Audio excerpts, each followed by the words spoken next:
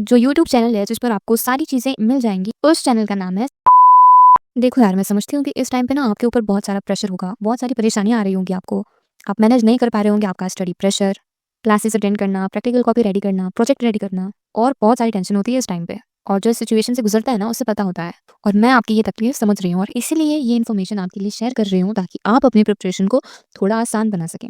Hey guys, welcome back to Vidya Bhavan. Thank you so much for 48 views on my physical education practical video. अगर आप एक पीके student हो और अगर वो वाली वीडियो नहीं देखी है तो जल्दी से देख लो, लिंक आपको डिस्क्रिप्शन में मिल जाएगी। अब बिना वक्त बर्बाद किए चलिए शुरू करते हैं वीडियो। इस वीडियो में डिस्कस करेंगे कि आप कौन से यूट्यूब चैनल की मदद से अपनी प्रिपरेशन को इफेक्टिव बना सकते हो। जनरली आज की वीडियो होगी केमिस्ट्री पर बेस्ड, सो स्टे ट्यून्ड। अब डिस्कस करते हैं practical procedure, viva type questions और फॉर्मेट। देखो, दो टाइप के प्रैक्टिकल्स हैं, एक है वॉल्यूमेट्रिक एनालिसिस और एक है सॉल्ट एनालिसिस। दोनों है 8 मार्क्स के। अब वॉल्यूमेट्रिक एनालिसिस में तो आपका आता है टाइट्रेशन, जो काफी सिंपल है, बस इसमें कैलकुलेशन वाला पार्ट बहुत इंपॉर्टेंट है और वो थोड़ा सा टफ है, लेकिन अगर आप 1 से 2 बार प्रैक्टिस करोगे आपको आराम से आ जाएगा। फॉर्मूलेज अच्छे से पता होने चाहिए।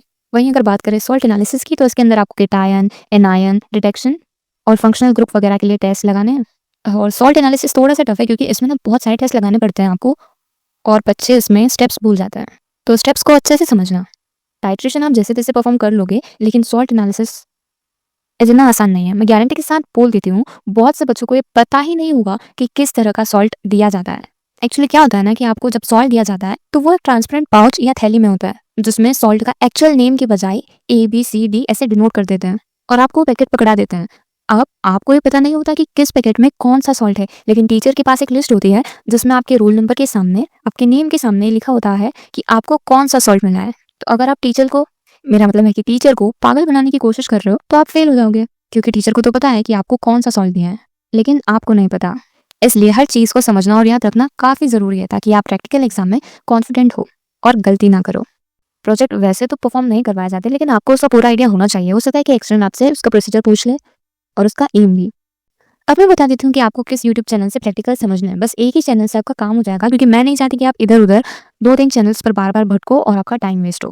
पहली बात, ये वीडियो कोई स्पॉन्सर्ड वीडियो नहीं है, बस अपने एक्सपीरियंस से बता रही हूँ। तो जो यूट्यूब चैनल है जिस पर आपको सारी चीज़ें मिल जाएंगी, उस चैनल का नाम है सीमा माँ की जानी।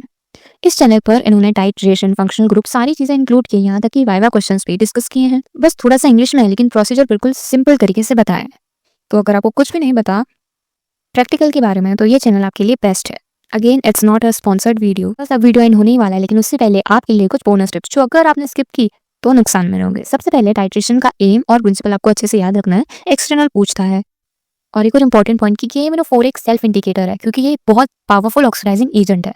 टाइट्रेशन करते वक्त कुछ बातें ध्यान में रखना कि अपने ब्यूरेट को उसी केमिकल से वॉश कर लेना एक बार जो आप उस ब्यूरेट में डाल रहे हो, क्योंकि अगर आपने पानी से वॉश किया होगा उस ब्यूरेट को तो वाटर मॉलिक्यूल्स उसमें रह जाएंगे, जिससे रीडिंग फ्लक्चुएट हो सकती है। दूसरी चीज़ है, ब्यूरेट फिल करने के बाद फनल को तुरंत निकाल देना ताकि एयर बबल्स ना हो उसमें।